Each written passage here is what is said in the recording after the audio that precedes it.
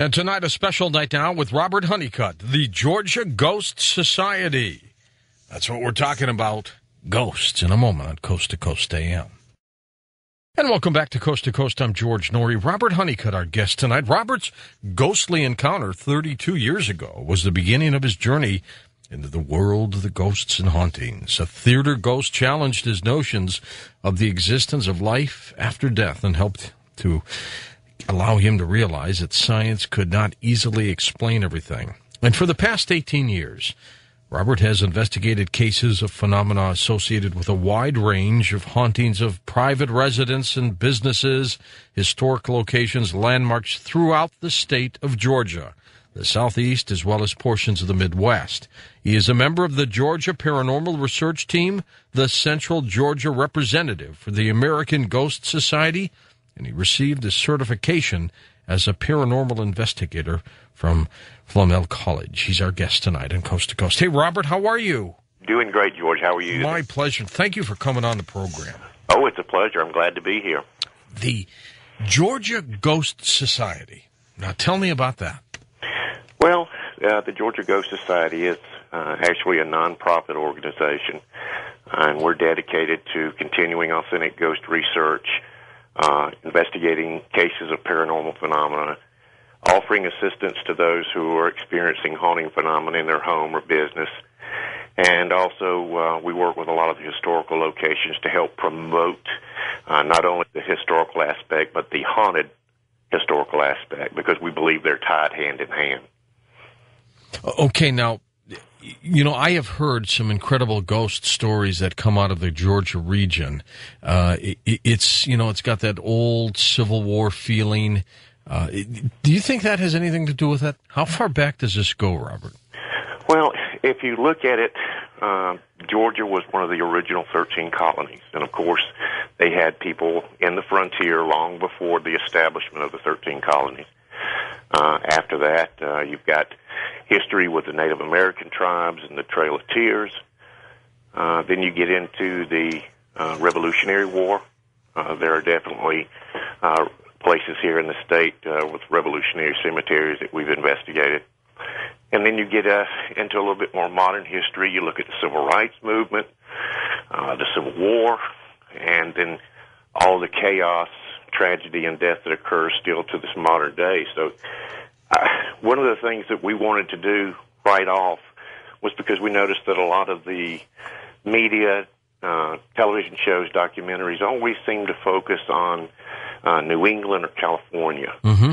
And sure.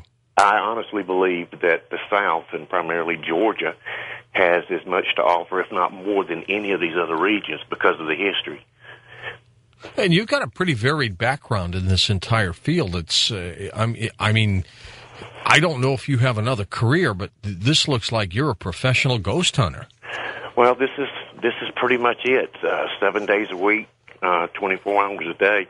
If I didn't have to sleep from time to time, it's just, it took, initially it was an interest that blossomed into a hobby that now has pretty much gone into a way of life. The funny thing is, of course, you don't make any money doing this.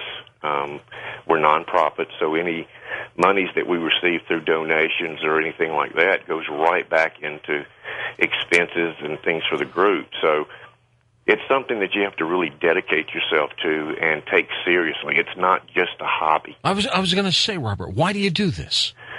Well, initially it was when I had my first encounter back in '76. It fueled the interest. I think that was the seed that was planted and started it all. But when I started really getting back into it after we moved back to Georgia, I was really basically doing ghost hunting, just a lot like other people at the time. This was before all of the television shows and all the major, sure, the paranormal boom. But I remember one of the first cases that I worked for, that dealt with a family. And there was a family in a rural area here in Georgia that one of the children was literally under attack. The parents had the foresight to, set up a video camera in the child's bedroom and the video actually showed the child being tossed around in the bed. She had another group come out, and evidently she was not very impressed with their style and their professionalism. So by random, she contacted me, and we went out there the same night. And when I walked in the door, this 9-year-old child was so terrified in her own home that she literally had made paper crucifixes and plastered them through the house. And, of course, I'm a father. I have 3 daughters. They're grown now. But when you see a child, much less a family in their own home, that's terrified to where they won't even sleep in their room, it kind of gets you on a gut level. Oh, it does. It breaks your heart. And that has probably been one of the most driving forces behind what I've started doing and want to still do today. I think people, especially with the popularity today, people that ghost hunting and seeing what they can get on film and video, they lose sight of the fact that there is definitely a human element involved here. And your home is your castle. You're supposed to be able to get off at the end of the day and go home and feel safe and secure. And then all of a sudden you have things begin to happen and you don't see anything that's the cause of it. So, I mean, it's a psychological battle in a lot of ways, too. So, we don't have all the answers. Unfortunately, a lot of what we do and believe is based on theory, conjecture, personal experiences, and what other people across the country have picked up. So, we're all learning. There's no such thing as an expert in the paranormal field, especially when it deals with ghosts. That's true. Tell me about this encounter that happened 30-plus years ago that got you really onto your journey here.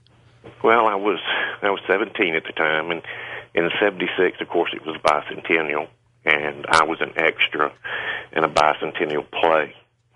And during one of the dress rehearsals, we were told to take our costumes back to wardrobe. And being 17, and with all the young girls that were around, I ended up being one of the last ones to make it back to the wardrobe department. And as I walked in the door, there was a little lady sitting behind the table sewing. I set my costume down, realized that I had torn a button or something, and I needed to let them know about it. And within 1 to 2 seconds, the lady was gone. And, you're sitting around, you're trying to rationalize, okay, where'd she go? Mm-hmm. And you get to looking, and you realize that I'm in front of the only door in and out of here. And within a few minutes, some people come in, and I guess they saw the expression on my face, and I tried to describe what happened without making it sound like I had lost my mind. And that's when they told me that the theater was reported to be haunted, that they believed that the ghost was of a woman who had once worked in the theater and evidently loved it so much she wanted to stay. So, with this, you started this quest to try to find out what's going on, what is it, or were you trying to do it to help these apparitions? Well, no, initially I was just trying to get a basic grip of what I had seen. I was like most young men at that age. I had always been taught, that ghosts didn't exist, that there was no such thing as the boogeyman. And I think men are typically brought up to be analytical and think things through. But no matter what direction I went in, nothing made sense. Now, the unusual thing is at that time, there was no internet.